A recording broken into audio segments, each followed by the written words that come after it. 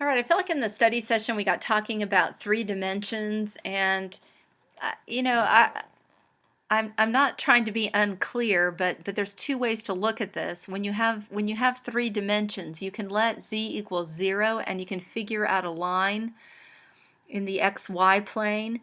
Then you let z equal 1. You come up 1 unit. You raise up 1 unit, and then you figure out what line you have in the xy plane that's that much higher. Then you come up one more unit and you find out what xy are doing in that third height. And you keep doing that all the way up for each height.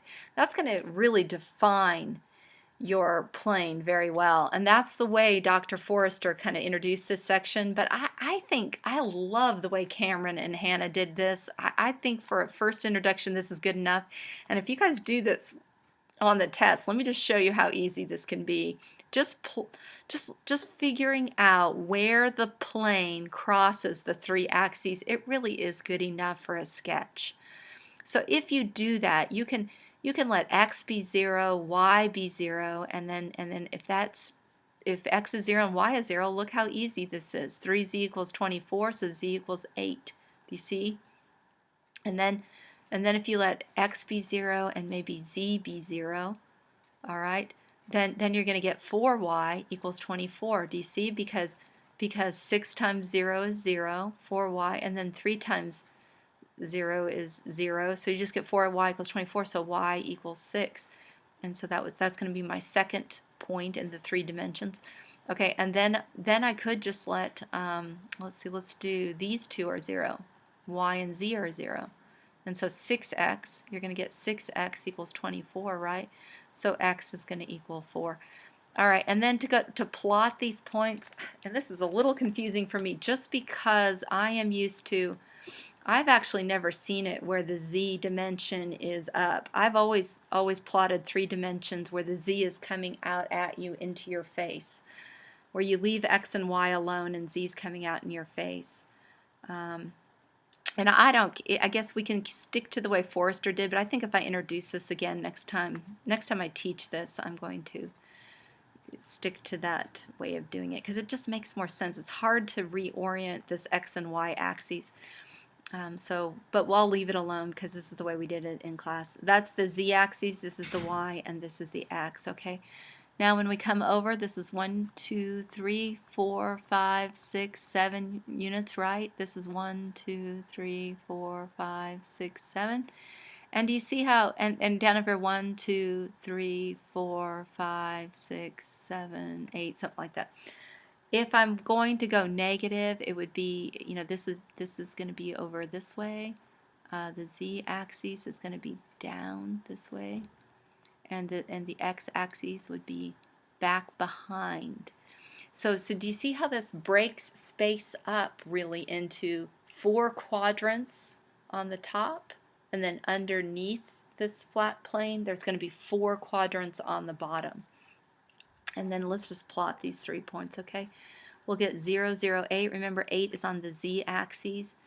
So x, 0, y, 0, and 8. 1, 2, 3, 4, 5, 6, 7, 8, right there. See? 0, 0, 8. And then 0, 6. Let's see, this is going to be x, y, z. So y is 6. 1, 2, 3, 4, 5, 6.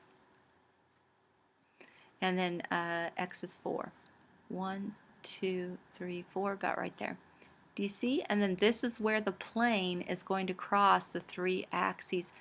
And then we could just sketch this portion of the plane anyway if we kind of connect those together. And I don't know if you can kind of get a sense of that. But the thing is, don't think it's a triangle. It's really not. It is a full plane here. If you could just try to, it's a full flat surface that's going to cross, it's going to cut through those 3 axes right there, but it really does go off in every dimension. And so that's why plotting the lines is a little bit better, but those 3 points, that's good enough. For what we're trying to do to make a sketch, I'm with Cameron and Hannah. Let's do that the easier way, okay? So let's do another one real quick just to show you. We have 2x minus 3y. Let me do D in your homework. So it's going to be 4x minus 2y minus z equals 8. Minus z equals 8, okay? And now look, we'll let x be 0, we'll let y be 0, and when we do that, we get the opposite of z equals 8, right? So 8, so z is going to be negative 8. Well, that's great. I mean, this will just work fine. This is how simple, it really is this simple, okay? Now, with z being a negative number, this is going to be, these 3 points are going to be below the xy plane, and so I don't know if you can visualize that, but try to, okay? Let's put this one 0, and we'll put this one 0. Now we'll put x and z 0, and then we'll get negative 2y equals 8. So y is going to equal negative 4. So we'll get a negative 4 there, okay? And then we'll put y 0 and z 0. And if y and z are 0, we get 4x equals 8, and so x equals 2. And again, this is just so much easier. And if we let z be the up-down axes, we'll just come over here. This is z, and then this is x, right? Now we'll put in we'll put in our negatives. That's our negative z, right? This is our negative y. It's so hard to do this on the chalkboard too. It's a little easier on this, showing it back over here, and we'll come back over here. Didn't do that one so well. See if I can just make that a little straighter, just so you can get, I don't know, I'm hoping you get the sense of dividing space up into four kind of like boxes on the top and 4 boxes on the bottom. Okay. All right, so now let me do a different color here, and we'll do some P's this time. So let's see, 0, 0, negative 8. So z is negative 8. 1, 2, 3, 4, 5, 6, 7, 8. There it is right there.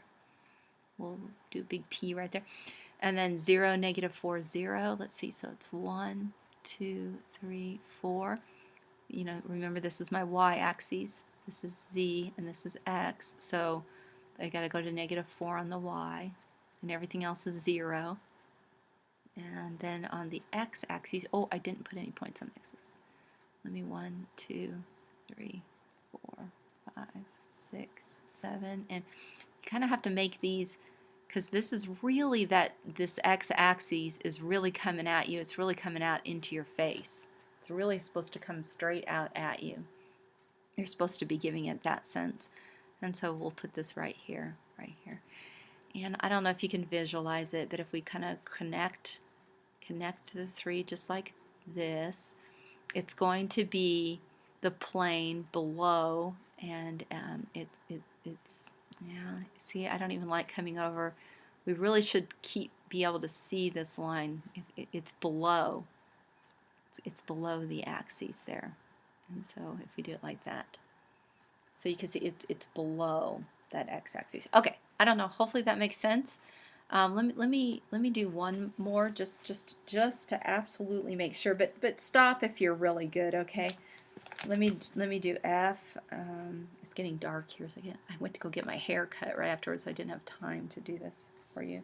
And I felt so bad. I left this kind of in a bad state, and then we rushed through a word problem, and the study session wasn't like super duper effective. What do we get here? X plus y plus z equals negative 7. X plus y. And again, so let's see. If x is 0, y is 0, z is negative 7. And isn't that going to happen all the way through? I mean, it's going to be negative 7, 0. This is kind of fun. This is kind of a fun one. 0, negative 7, 0, because that's going to be always, if the other two are 0, that's how, yeah. All right, so this one's just going to be, let's just plot this. Let's see what's going to happen when we plot it. Let's try to, there's my z-axis, my x-axis, and then let's try to make this look like it's coming right out at your face. Can you imagine that? Coming right out at your face. So, and then I'll come out over that way. It's going back behind.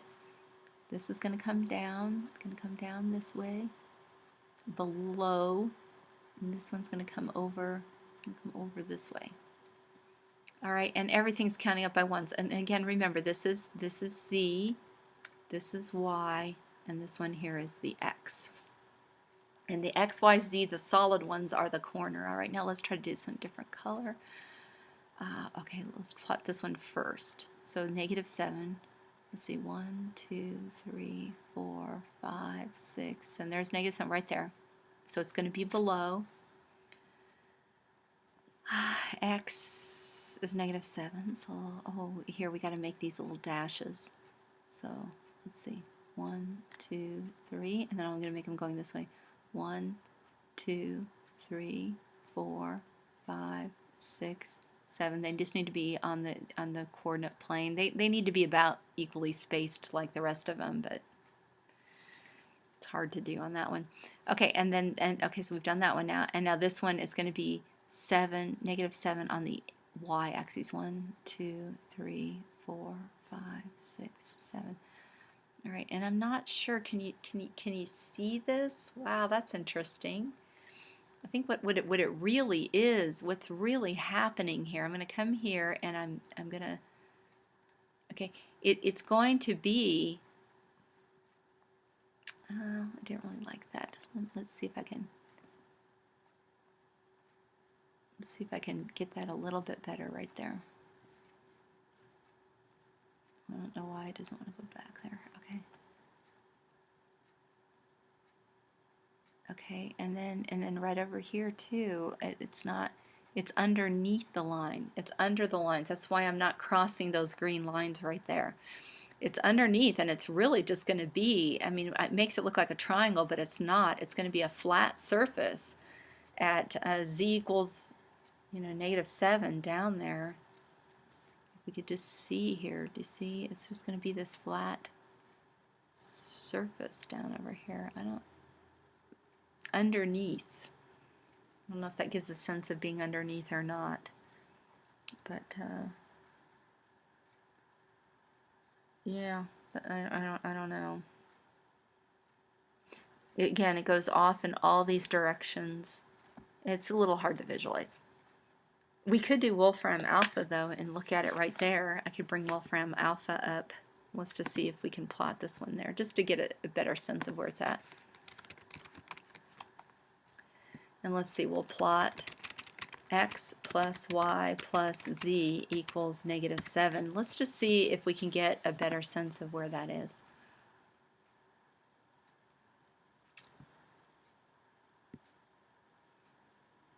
It tells us it's a plane. Let's see if we can see the drawing of the plane here.